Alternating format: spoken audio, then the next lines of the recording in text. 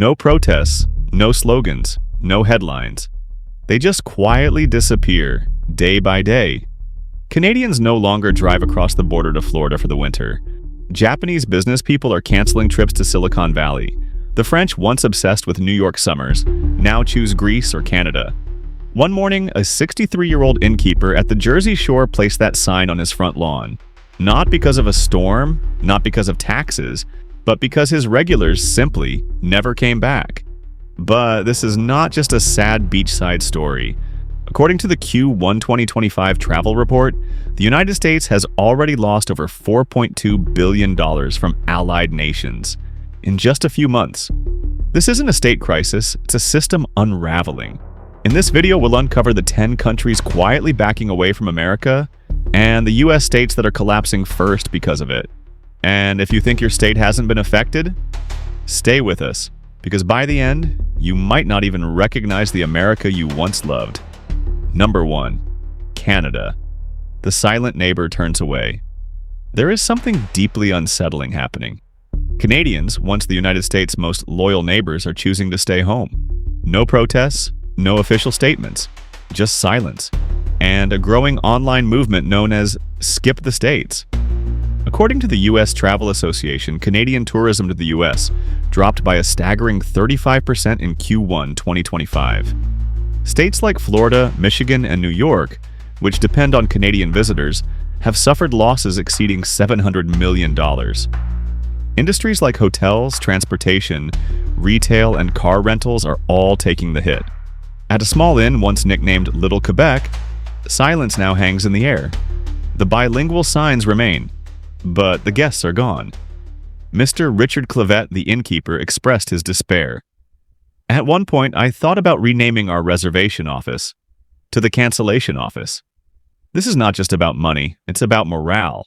Gone are the warm greetings at cafes, the winter traditions, the cross-border friendships. And for elderly locals who rely on tourism income, the consequences are even more serious. Many have turned to credit card debt just to get by.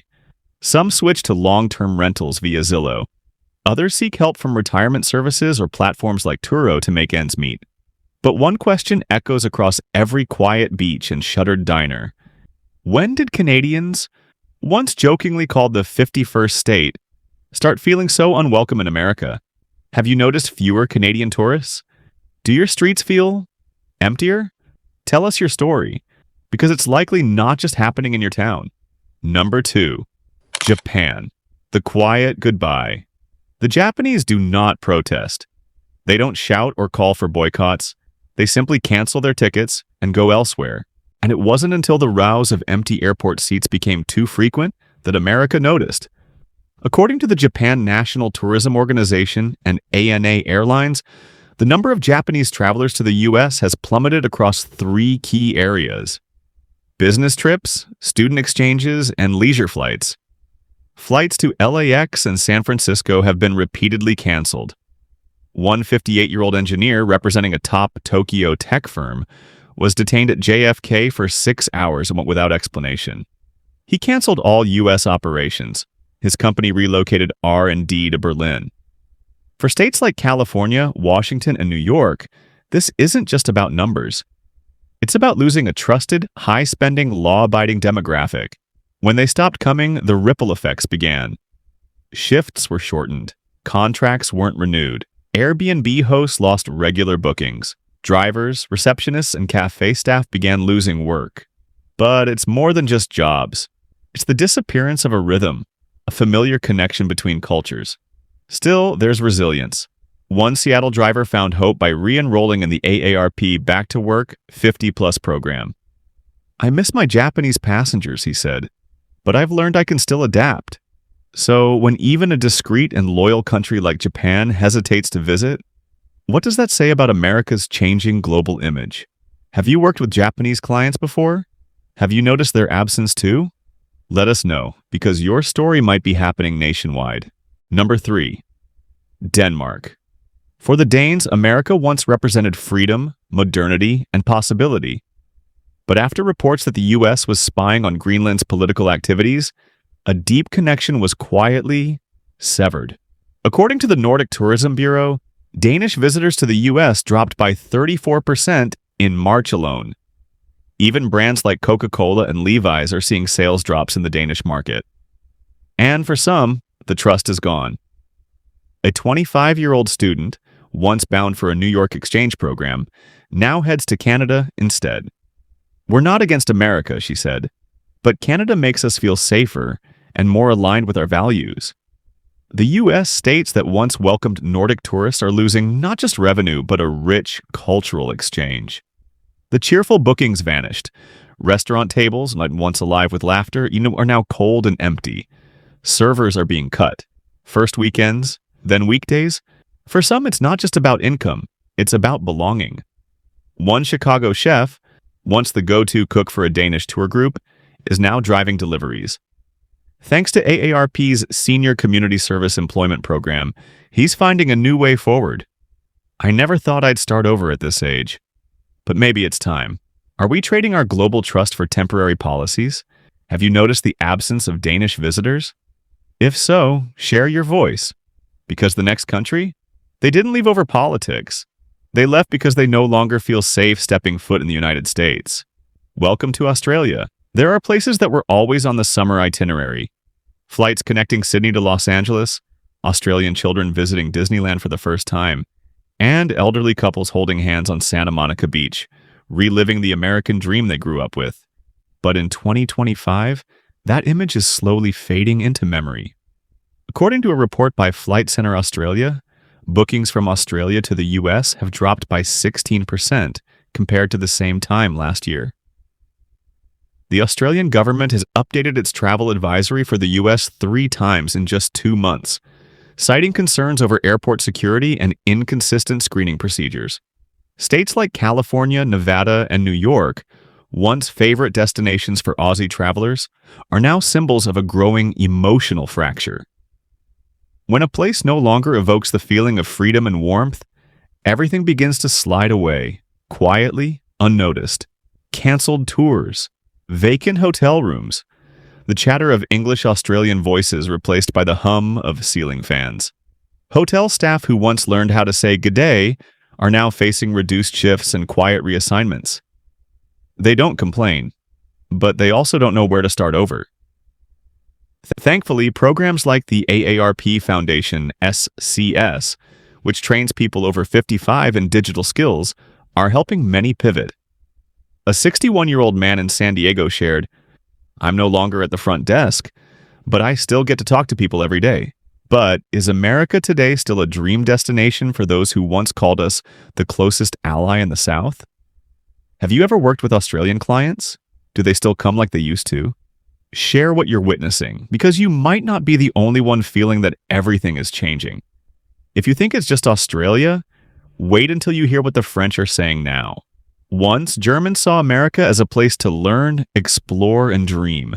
But in 2025, instead of check-in photos at Times Square, German social media is flooded with a different question. Is it still safe to go to the US?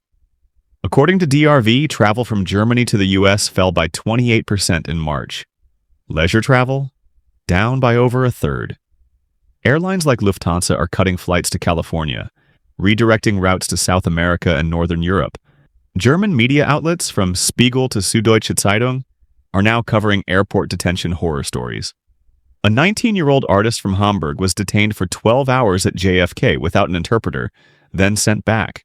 Her story made headlines. Not because it was rare, but because it's becoming common.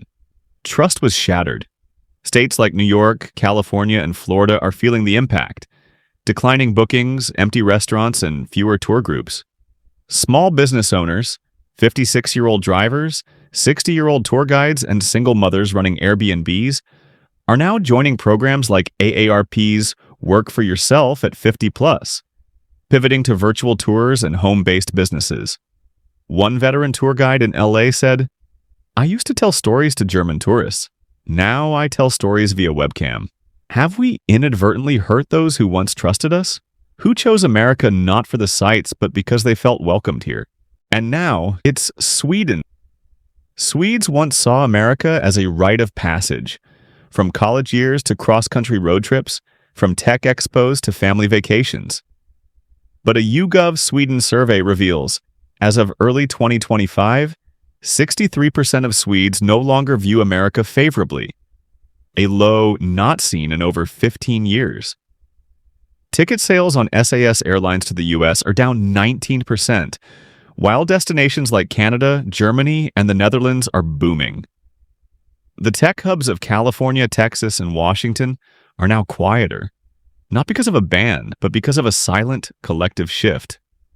Drivers at San Jose Airport who once greeted Swedish tech guests are now delivering food. A chef in Austin who learned Swedish phrases for his diners now fears he won't make rent this month. Still, many are adapting. A 60-year-old woman in Seattle, once an events planner for Nordic companies, is now a podcast via Get Setup, a skill-learning platform for people over 55. If those who once chose America for freedom and openness are now quietly leaving, what does that say about what we've become? France, a country that once idolized American cinema and freedom, is also changing course. Posters of New York used to fill Parisian dorm rooms. Elderly French couples once dreamed of standing beneath the Broadway lights. Not anymore. A 57-year-old woman in Paris, a regular at boutique NYC hotels, canceled her trip this year. She said, "I used to dream of New York. Now I just hope I don't get mistaken for an American when I travel." A statement that's both funny and heartbreaking. Then there's South Korea. America was once a dream destination for education, family, and memories. But now it's the unease, not prices or politics, that's keeping Korean families away. Hotels that once greeted with "annyeonghaseyo" now hear only silence. Employees are reassigned. No protests, no statements, just change. Some workers are turning to online education, learning new skills through Coursera or Get Setup. Is the American dream, once a gift Korean parents gave their kids, now being replaced? Even the Netherlands, where America was once the greatest academic dream, is pulling away. Harvard, Stanford, MIT. These names once lit the minds of Dutch youth. But in Massachusetts, New York, and California, where these institutions sit, student numbers are falling. And so is the local ecosystem around them. Stores are quiet. Dorms are half full. Orientation sessions are empty. Homeowners who once rented rooms to Dutch students now post long-term listings on Zillow or pivot into online entrepreneurship. Dreams change. And now, so are destinations. And finally, Mexico, America's closest neighbor, the country with the deepest ties. A 3-generation family from Guadalajara who used to visit Texas every summer canceled this year's trip. They said, "We used to relax, shop, and meet friends. Now we feel watched, questioned too much. It's just not comfortable anymore." Each canceled flight, each quiet decision, each family choosing another path, it all adds up. It's not about hate. It's not because they stopped loving America. It's because they no longer recognize it. Are we losing more than just tourists? Are we losing the trust of those who once chose us? Where do you live? Do you still see the international smiles that once lit up your streets? Please share your story. Your words may be part of a much bigger conversation. If this video gave you something to think about, please like, subscribe, and share it with those who care about America's future. Not just through numbers, but through human connection. This video is made to reflect on social trends using data from public sources. We represent no organization, no political bias, only a voice for those who are starting to ask, what happened to the America the world once believed in? Thank you for watching. See you in the next video.